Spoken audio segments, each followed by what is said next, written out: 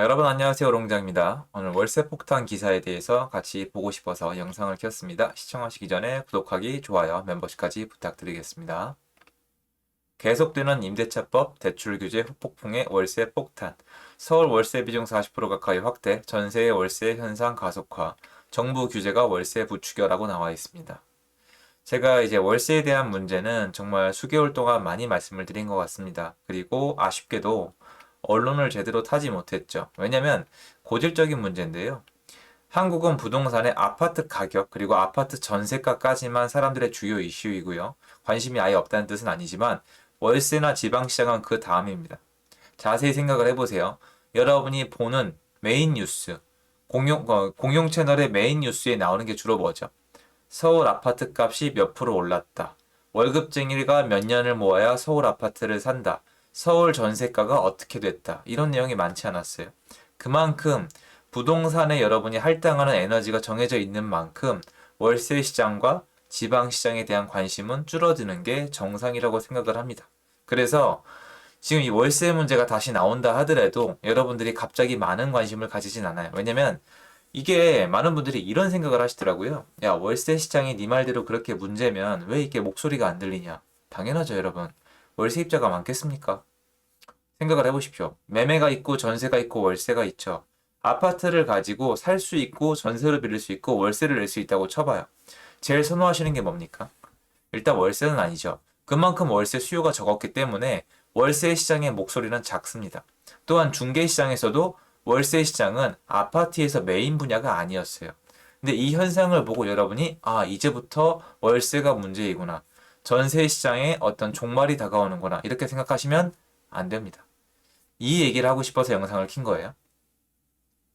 부동산 시장은 연결되어 있습니다. 여러분들은 이걸 아셔야 돼요. 누가 사서 전세를 놔야 전세가 공급이 되고요. 누군가 사서 월세를 놔야 월세가 공급이 돼요. 또 이 샀던 애가 다시 팔아야 구축 매물이 공급이 되고 건설사가 돈을 벌 수 있어야 신규 매물이 나오고 청약이 되고 이 은행이 대출을 해줘야 이게 또 분양이 잘 됩니다. 또 나라에서 도로를 닦고 지하철을 놔줘야 LH가 분양할 때 건설사가 달려듭니다. 이 모든 게 서로 묶여 있고 그 가장 큰 테두리에는 세금이 달려 있습니다. 어쨌든 다 연결이 되어 있는데 이렇게 월세 시장에 문제가 있다고 기사가 나왔습니다. 근데 여러분들이 또다시 이번에는 월세가 문제구나 라고 생각하시기에는 너무 아쉬운 거죠. 지난 5년 동안 여러 가지 현상을 보셨고 여러 가지를 배울 수 있었는데 놓친 부분들이 있단 말이에요. 그러지 말라고 영상을 켜고 있습니다. 월세 시장이 왜 이렇게 올라갔을까요? 여기 나와 있는 거 보면은 보면은 정부 규제가 월세를 부추겼다라고 나와 있는데 정부 규제가 월세를 부추겼다. 맞는 말이기도 하고 틀린 말이기도 합니다. 그래서 제가 오늘 그 스토리를 좀 말씀드리고자 합니다. 자, 일단 첫 번째로 월세. 아까 이미 말씀드렸는데요. 여러분들은 월세를 선호하시나요? 선호하지 않으실 겁니다. 왜냐면 월세를 내게 되면 내 인생이 위로 올라갈 수가 없으니까요. 내가 월급이 300인데 150을 월세로 내는 사람이랑 내가 월급이 300인데 50만 원만 월세로 내는 사람이랑 돈을 모을 수 있는 폭과 소비의 수준과 생활의 질 차이가 굉장히 많이 날 겁니다. 모든 분들이 인정할 거예요. 여러분 상가에서 장사하시는 분들이 맨날 하시는 말씀이 뭐세요? 세 내야 된다. 월세 내야 된다. 건물주만 배불려줬다. 월세 내고 나면 손에 남는 게 없다는 말씀을 하시잖아요. 이것이 선택적인 장사가 아니라 우리가 숨쉬고 살기 위해 가족들과 살기 위해 거주하는 공간에 적용이 된다고 생각을 해보세요.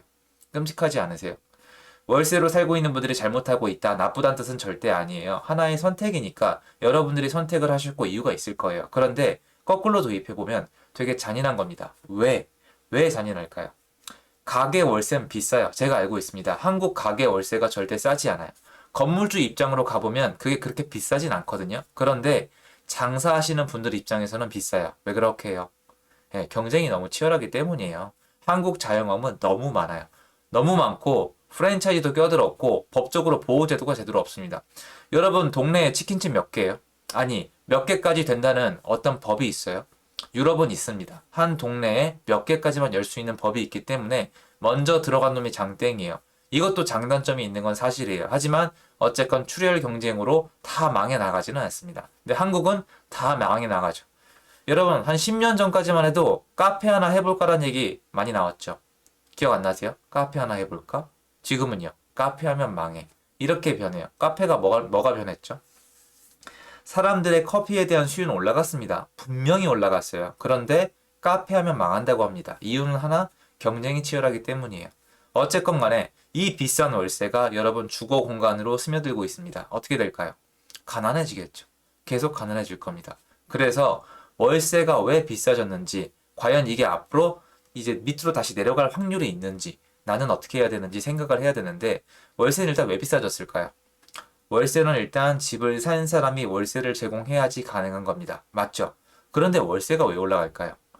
여태까지 월세는 올라가지 않았어요. 거의 올라가지 않았습니다. 월세 가격을 제일 잘 보실 수 있는 것 중에 하나가 KB에서 매월 발표하는 월세 지수란 게 있습니다. 그런데 얘가 2020년도 이후로 꽤 많이 올랐습니다.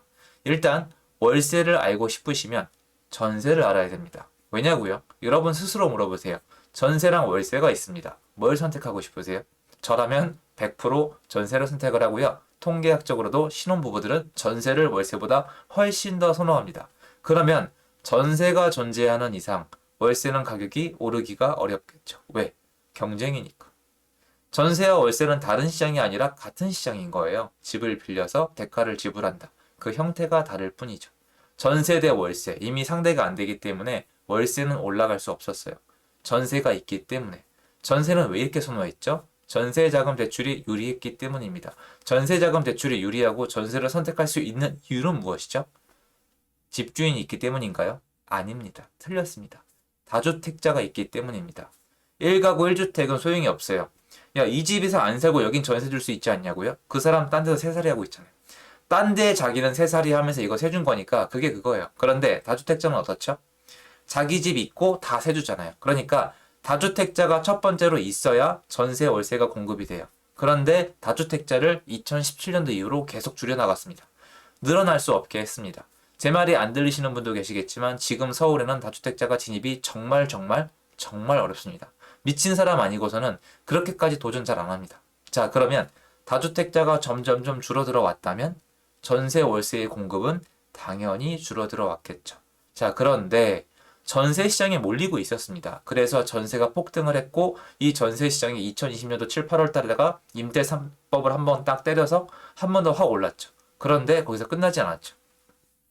임대 3법에서 올라가다가 전세가 올라가다가 어떤 현상이 있었냐면 전세자금 대출을 불리하게 바꿔버렸죠. 원리금 균등 상황 이런 걸로요. 그런데 이 금리를 건드렸죠. 금리가 올라가고 그리고 원리금 균등 상환으로 바뀌면서 전세 대출을 받으면 월세보다 비싸고 전세를 들어가려고 그랬더니 전세가 폭등을 했죠. 왜? 임대차 3법 통과 후에 그런 현상이 있었는데 사실은 다주택자가 계속 줄어왔기 때문에 당연한 현상이에요.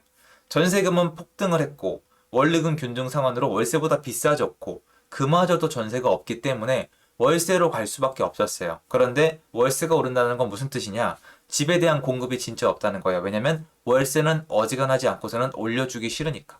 월세를 올려준다는 건 내 생애에 있는 내 생활 에너지를 나눠주는 거니까. 그래서 월세는 정말 안 올리려고 그러거든요. 근데 이 월세가 올라가고 있다는 건 주택시장이 망가지고 있다는 겁니다. 여태까지 한국은 월세가 정말 쌌어요. 사실은 월세가 비싸지는 게 아니라 외국만큼 비싸지는 거예요. 외국만큼 비싸지는 거예요. 왜 그런지 아세요? 이건 예측됐던 거예요, 여러분. 한국이 세금을 올릴 때 뭐라 그랬죠? OECD 국가, 어느 국가보다 부유세가 싸다. 어느 국가보다 취득세가 싸다. 어느 국가보다 양도세가 싸다. 그래서 OECD 국가에서 세금으로 최고 선진국을 만들었잖아요. 그런데 이 세금 이꼴 뭐다? 월세다라는 게 미국에선 이미 통용이 되고 있고 유럽 선진국에서도 완전히 통용이 되고 있습니다. 일부 국가는 심지어 이 세금을 세입자가 내게 하고 세입자를 두면 세금 감면 혜택을 주는 나라도 있습니다. 당연히 잘하는 국가고 그 전에 이런 부작용을 겪었던 국가입니다. 그러면 한국은 어떻게 될까요? 세금을 계속 올렸죠. 그럼 월세가 올라가요. 그런데 이런 과정을 거친다. 세금이 올라갔으니까 집을 사서 세를 놓기 싫죠. 세를 놓기 싫으니까 전세가 줄죠. 전세를 또 건드리니까 월세로 가죠. 근데 월세를 공급한 사람이 없으니까 어떻게 됩니까? 월세가 비싸지죠. 근데 월세 냈죠. 그럼 집주인은 다 먹느냐? 그게 아니라 세금을 냅니다. 이렇게 된다고요. 뭐 나한텐 정가가 안 된다느니 집주인 마음대로 되게 하지 않겠는 이런 건 소용없어요. 그게 아니라 집을 사서 세를 놓는 사람이 줄어듭니다. 그렇게 돼 있습니다. 왜냐면 세금이 너무 비싸니까. 그래서 시장이 이렇게 돌아갈 땐 이걸 아셔야 돼요. 아, 세금 월세가 다 오르면은 집값이 다 오른 게 고착화가 되겠구나. 생각을 해보세요, 여러분. 여러분 사무실 있으시죠? 사무실에 있는 월세가 올라가면 사무실 가격이 안 올라갈까요? 어떤 집이 있는데 상가가 있는데 장사를 해요. 거기가 월세가 500이었는데 갑자기 1,500으로 올렸습니다. 이런 데가 꽤 많거든요, 지방에. 1,500으로 올라간 이유는 뭐예요? 장사가 너무 잘 되기 때문이죠. 그 상가의 매매 가격이 가만히 있을까요? 절대 가만 안 있습니다. 다시 얘기해서 월세가 올라가고 이게 사회적으로 자리를 잡는다는 건 그 집의 소유 가치까지도 올라갔다는 거예요. 한국은 전세 때문에 이 밸런스나 순서나 차례가 달랐을 뿐이지 결국 이렇게 된 겁니다. 그래서 월세 시장이 계속 올라간다는 건 시장이 계속 망가지고 있다는 거고 그 도시에 살고 있는 시민들의 주거의 퀄리티, 만족도 그리고 사용 가능한 가처분 소득이 줄어든다는 겁니다. 상당히 심각한 이유이고요. 제가 이런 것 때문에 책과 강의를 통해서 월세나 전세로 들어가지 말고 집을 사자고 말씀을 드린 겁니다. 앞으로 제발 월세 시장도 같이 지켜보시고 월세 시장이 또 오를 대로 오르면 어디로 갈까요? 전세로 갈 테고 전세가 또 감당이 안 되면 매매로 갈 수밖에 없습니다. 왜냐면 서울과 수도권의 집이 부족하기 때문인 겁니다. 그래서 첫 번째로 수도권의 주택 공급이 부족하다는 사실을 받아들여 달라고 제가 누누이 말씀을 드렸던 겁니다. 도움됐으면 좋겠고요. 제 영상은 여기까지입니다. 감사합니다.